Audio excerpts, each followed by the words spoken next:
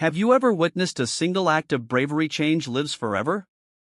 The millionaire's disabled daughter drowned in the pool, and only the cleaning lady's black son jumped in to save her. But what happened after his heroic act changed everything forever? Thiago Santos dove into the crystal-clear pool at the Whitmore mansion, his plunge echoing like a gunshot in the tense silence of that Saturday afternoon. As 40 elite guests watched in shock, the 17-year-old cut through the water with desperate determination toward Isabella's lifeless body, which was slowly sinking in her water chair. "Someone has to do something," one of the ladies had shouted, but her designer shoes remained firmly planted on the Italian marble surrounding the pool. Thiago didn't think twice. The son of Donna Carmen, the cleaning lady who had cleaned that house for 12 years, he knew every corner of that property and knew that Isabella, at 15, had cerebral palsy and couldn't save herself. Her adapted equipment had failed, and panic had taken over her face as she struggled against the water. In a few seconds that seemed like an eternity, Thiago reached the girl, freed her from the submerged chair, and brought her to the surface. Her breathing returned in desperate gasps as he carried her to the edge, where hands finally reached out to help. "Thank you," Isabella whispered between coughs, clinging to her savior's arm with genuine gratitude. That was when Richard Whitmore appeared, pushing the crowd of guests aside. His face was red with anger, but not because of the situation that had almost cost his daughter her life. "What the hell are you doing in the social area?" he roared at Thiago, who was still dripping water by the pool. "Didn't your mother teach you to stay in your place?" The young man stared at the millionaire with disconcerting calm. At 17, Thiago had already learned that men like Richard Whitmore saw people like him only as threats to their perfect world, even when they saved lives. "Dad, he saved me," Isabella tried to intervene, but was quickly silenced. "Shut up, Isabella. You shouldn't be using that defective equipment." Richard turned to Thiago again. "And you, kid, you'll regret setting foot where you weren't invited." As Thiago watched the scene unfold, something in his eyes revealed that this was not just another teenager scared of authority. There was a serenity there that only exists in those who have faced much worse storms and knew exactly how to survive them. If this story of prejudice and injustice touched you, don't forget to subscribe to the Black Voices channel, because what happened next proved that underestimating someone's intelligence can be the biggest mistake of your life. In the 48 hours following the rescue, the Whitmore mansion turned into a veritable social battlefield. Richard had fired Donna Carmen that same day, claiming breach of security protocol for allowing his son to frequent restricted areas. The irony was delicious, punishing the mother of the hero who saved his own daughter. "You have 24 hours to leave the staff quarters," Richard had declared to Carmen on the phone, his voice as cold as ice in January. "And don't let that brat set foot on this property again. I'm being generous not to sue you for trespassing." Isabella had tried to intercede on her friend's behalf, but each attempt resulted in her father increasing the punishments. First, he confiscated her phone. Then he forbade her from taking her adapted swimming lessons, the very activity that gave her the most independence. Finally, he hired a private nurse to watch her 24 hours a day, turning her own home into a gilded prison. "You don't understand, sweetheart," Richard explained with that fake patience that rich people use when they want to seem reasonable. "People like them create emotional bonds to take advantage of us. That boy saved you for the reward, not out of kindness." But Isabella had known Thiago for years. She remembered the afternoons when he helped her with her homework while her mother was working, the books he borrowed from the public library for them to read together, the jokes he told to make her laugh on difficult days of physical therapy. Richard would never understand that there are people in the world motivated by something other than money. Meanwhile, in the modest rented house where they now lived, Thiago displayed a serenity that would intrigue any psychologist. At 17, he had developed an impressive ability to turn every injustice into fuel for something greater. "Mom, don't worry," he said, calmly, organizing his school books on the kitchen table. "We'll be fine." Carmen watched her son with a mixture of pride and concern. Since he was little, Thiago had been different. When other children cried for expensive toys, he took apart broken electronic devices to understand how they worked. When classmates complained about difficult teachers, he borrowed books to study beyond the curriculum. And when he faced racism at school, he responded by getting the best grades in his class. "Son, I know you're smart, But Richard Whitmore has power and money. Men like that destroy lives on a whim, Carmen warned, her hands still shaking from the humiliation of being escorted out of the mansion by security guards. Thiago smiled. Not the bitter smile of someone who accepts defeat, but something much more dangerous. It was the smile of someone who had just received exactly the motivation he needed. "Mom, do you remember the story you always told me about Grandpa? How he built our first house brick by brick, even when everyone said a black man would never own property in this neighborhood?" Carmen nodded, not understanding where her son was going with this. He didn't build that house to prove he was right. He built it to prove they were wrong. Thiago opened his laptop, an old model he had repaired himself, and began to type. "Richard Whitmore thinks he knows me. He thinks I'm just another scared kid from the projects." On the screen, a web page began to take shape. Thiago had taught himself to program at 13 after getting a broken computer from a junkyard.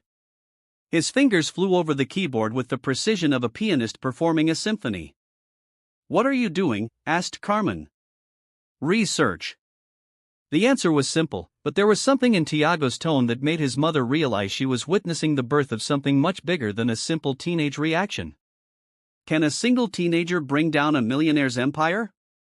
Stay tuned to the Black Voices channel to find out what happens next. Over the next few days, while Richard celebrated his victory against the Santos family, Thiago immersed himself in a universe of public information. Business records, political donations, court cases, government contracts, it was all there, waiting for someone smart enough to connect the dots.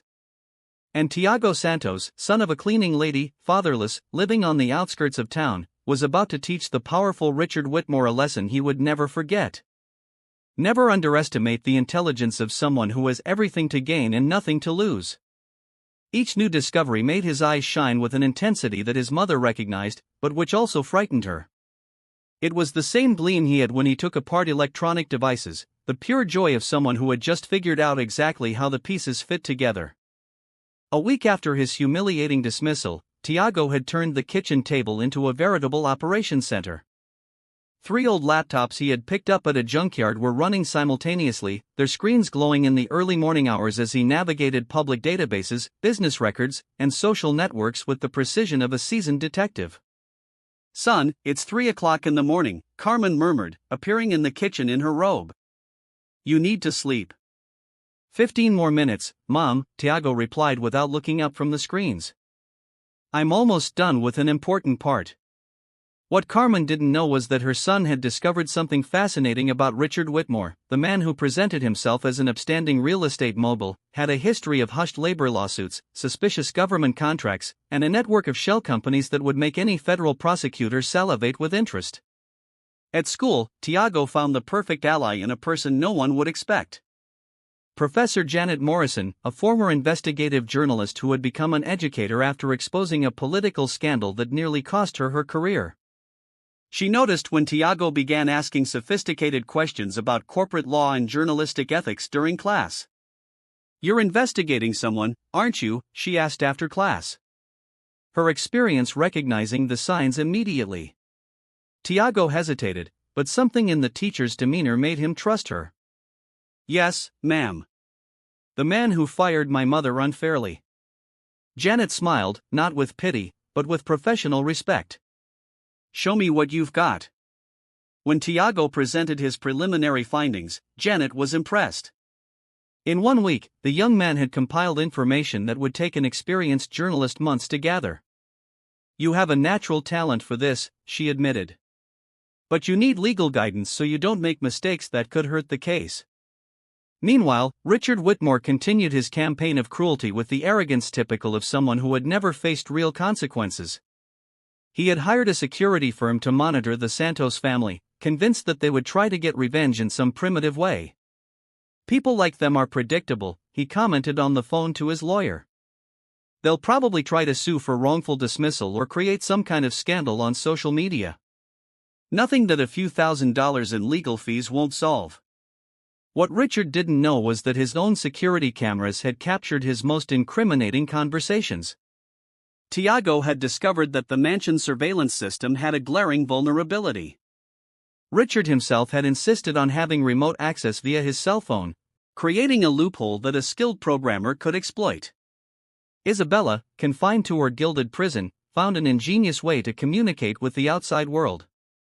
Her nurse, a compassionate woman named Rosa, couldn't ignore the glaring injustice of the situation and secretly allowed the girl to use her personal phone. "I need to talk to Thiago," Isabella had begged.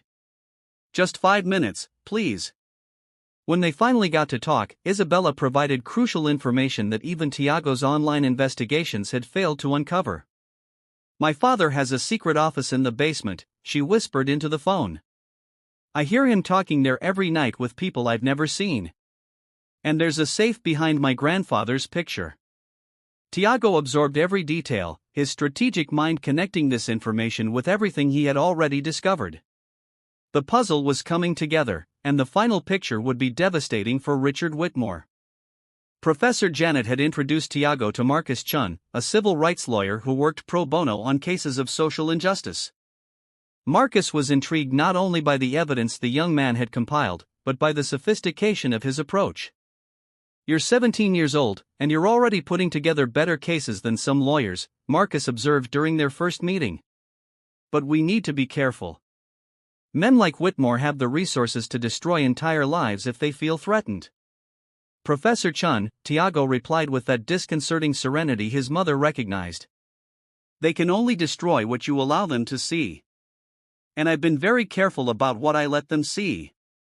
Over the next 2 weeks, while Richard celebrated his supposed victory over the troubled family, Thiago worked 18 hours a day refining his plan. Every insult, every display of arrogance, every act of cruelty Richard committed was carefully documented and filed away. Carmen watched her son's transformation with a mixture of pride and concern. The boy, who had always been mature for his age, now displayed a strategic depth that was almost frightening.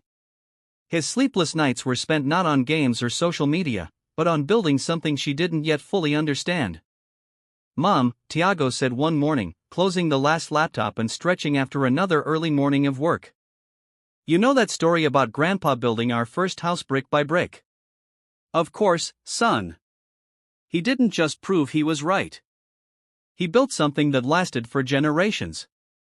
Thiago smiled, and for the first time in weeks, Carmen recognized her son's genuine smile. "Richard Whitmore thinks he knows me. He thinks I'm just another angry young man who will give up when the anger passes." Carmen felt a chill run down her spine, not from fear, but from anticipation. "What he doesn't know is that I'm not just building revenge. I'm building a legacy." Thiago opened a folder on his computer, revealing months of meticulous work. "And when I'm done, the whole town will know exactly who Richard Whitmore is." At that moment, with a morning light illuminating her son's determined face, Carmen realized she was witnessing something extraordinary. Beneath Richard Whitmore's cruel arrogance, an unstoppable force had been born, fueled not by anger, but by a relentless pursuit of justice that would forever change the lives of everyone involved. Monday morning began like any other for Richard Whitmore until his phone exploded with 53 missed calls before 8 o'clock. His secretary was hysterical. Reporters surrounded the Whitmore Holdings building and his wife had locked the doors to their mansion, refusing to speak to anyone. "What the hell is going on?" Richard roared at his lawyer, Harrison Wells, who appeared in his office with a face as pale as a sheet. "Richard, we need to talk now." Wells closed the door and activated the soundproofing, a protocol reserved only for the most devastating crisis. "Someone leaked everything. And when I say everything, I mean absolutely everything." On the computer screen, Wells opened dozens of web pages simultaneously. The Herald Tribune read, "Real estate magnate used shell companies to launder money." The Financial Times had published, "Fraudulent government contracts yielded millions to Whitmore." But it was the Washington Post headline that made Richard slump in his chair. "Secret recordings reveal plans to eliminate witnesses." "That's impossible," Richard whispered, his hands shaking as he scrolled through the articles. "No one had access to that information. My office is bugged. My phones are encrypted." Richard," Wells interrupted, pointing to a specific section of an article. "They don't just have documents. They have audio recordings of your conversations in your secret basement office." Conversations where you discuss in detail how to solve the Santos problem after they get involved where they shouldn't. Richard's blood ran cold. Those conversations had taken place in his most private sanctuary, the office that not even his wife knew existed. Who could have done this? The answer came in the form of an email addressed exclusively to Richard. Sent from an address he recognized immediately. investigatekyoto@gmail.com. The sender had signed simply T.S. Mr. Whitmore, over the past 6 weeks, I have systematically documented your criminal activities through public sources, recordings obtained legally via security breaches in your own systems, and testimony from people you have severely underestimated. Your shell companies documented. Your fraudulent contracts exposed. Your threats against my family recorded. Your deliberate negligence toward Isabella filmed. You said people like me are predictable. You were right. I predicted exactly how you would react when your arrogance was exposed publicly.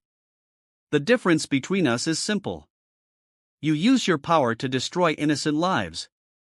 I use my intelligence to protect those I love and expose those who harm others. P.S. The federal authorities have already received copies of everything. Your accounts were frozen 20 minutes ago.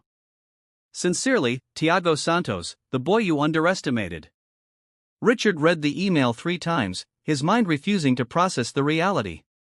A 17-year-old teenager had destroyed an empire built over decades. This can't be happening, he muttered, his hands sweating as he tried to access his online bank accounts. Access denied. All of them. Richard, there's more. Well said, his voice barely audible. They have a video of you threatening the Santos family on the day you fired them. Someone hid a camera in your office during the conversation. In fact, there was no hidden camera. Isabella, using Rosa's phone, had recorded the entire conversation through an open call that Thiago had secretly received. But Richard didn't need to know those technical details. Richard's phone rang. It was the FBI. Mr. Whitmore, this is Special Agent Victoria Torres. We have a search and seizure warrant for your properties and offices. We request your immediate presence at our office to clarify the charges of money laundering, tax fraud, and witness intimidation. As Richard tried to formulate a response, Wells whispered urgently, "They're already at the mansion. Isabella is being interviewed by social services about parental neglect and a toxic home environment." The irony was delicious. Richard had spent weeks boasting about how he had put that family in its place, never imagining that every act of cruelty was being meticulously documented and turned into evidence against him. Across town, Thiago watched the news in the small apartment he now shared with his mother. Carmen was in tears, not from sadness, but from overwhelming pride in the son who had turned a brutal injustice into a lesson in dignity and intelligence. "Son, how did you pull this off?" she asked, still in disbelief. "Mom, you taught me that education is the one thing no one can take away from you." Richard Whitmore forgot that intelligence has no color, social class, or address. He underestimated me because he saw only a black kid from the projects. He didn't see a self-taught programmer, a natural strategist, someone who has learned to turn every obstacle into fuel for something greater. Professor Janet called ecstatic. "Thiago, 3 universities have already called offering full scholarships after they heard about your investigative work. Harvard, MIT, and Stanford want to talk to you this week." Marcus Chun, the lawyer, showed up an hour later with official documents. "Isabella's family has filed a request for you to be named her educational guardian while she is under state protection. She specifically asked to continue studying with you." At that moment, as sirens echoed through the city toward Whitmore's properties, Thiago smiled with the serenity of someone who had proven a fundamental point. True strength does not come from money or inherited power, but from the ability to transform injustice into opportunity, humiliation into fuel, and contempt into absolute determination. Richard Whitmore had tried to destroy a family out of pure prejudice and arrogance. In response, he received a masterclass on how intelligence, when combined with righteous purpose, can bring down entire empires built on rotten foundations. The real estate mogul, who had woken up that morning believing he controlled destinies, now faced the reality that his own destiny had been sealed by a young man he had dismissed as just another troubled kid. The crucial difference was that Thiago Santos had never underestimated anyone, especially not the destructive power of blind arrogance in men who confuse privilege with superiority. 6 months after Richard Whitmore's spectacular fall, the transformation in Thiago Santos' life seemed like something out of a movie, but it was absolutely real. The young man who had been humiliated and expelled from a mansion now walked the halls of Harvard University with a full scholarship in computer science and digital law, a double degree created especially for him after 3 universities competed for his enrollment. "Mom, look at this," said Thiago, showing his cell phone to Carmen as they had lunch in the university cafeteria. The Boston Herald headline read, "Former tycoon Richard Whitmore sentenced to 215 years in prison for money laundering and witness intimidation." Carmen smiled, but her pride went far beyond the downfall of the man who had tried to destroy her family. "Son, do you remember when you were 8 years old and took apart that old radio I brought home from work?" "Sure. You got mad because you thought I broke it. I was angry because I didn't understand that you were trying to understand how things worked inside. Today, I realized that I always knew you saw what others couldn't see." Thiago's story had become a national phenomenon. 3 documentaries, dozens of interviews, and a book in development told how a teenager from the slums had brought down an empire built on prejudice and corruption using only intelligence, determination, and an internet connection. Universities began teaching the Santos case in ethics, investigative journalism, and social justice classes. Isabella, now under the guardianship of a carefully selected adoptive family, continued her study sessions with Thiago via video chat. At 16, she had become an eloquent activist for the rights of people with disabilities, using her own experience to expose how prejudice can exist even within the most privileged families. "Thiago taught me that being underestimated can be our greatest advantage," she said during a speech at her school. "While people are busy putting you down, you can be building something they never expected." On the other side of the country, Richard Whitmore was serving his sentence at the federal penitentiary in Danbury. His bank accounts were confiscated, his mansions auctioned off to pay damages, and his reputation completely destroyed.